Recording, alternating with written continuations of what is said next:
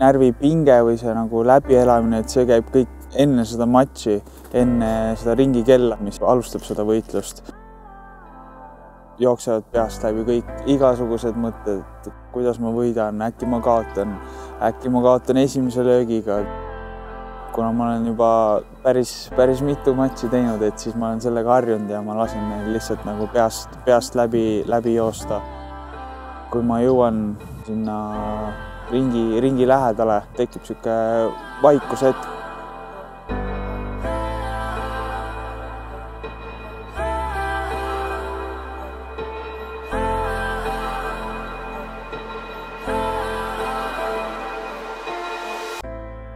Hollandis esimest korda ma käisin 2006. aastal ja alates sellest olen ma vist iga aasta vähemalt korra seal käinud treeninglaagris. Nii kui ma sinna esimest korda sattusin, siis tundus, et see on nagu teine kodu ja sellepärast ma sinna nüüd pidama olengi jäänud. Käisin klubist klubisse ja lõpuks siis sattusin Team Holskenisse, kus ma ka praegu olen.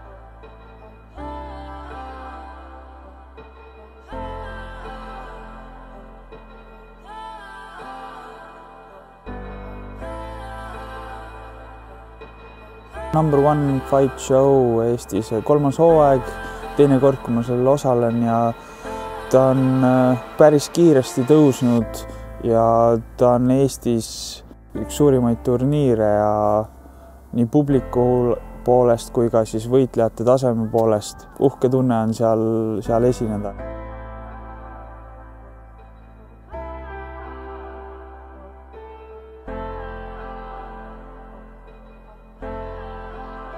Tere, mina olen Edvin-Erik Kibus ja kohtume 14. märtsil Tondiraba jäähallis Number One Fight Show'l.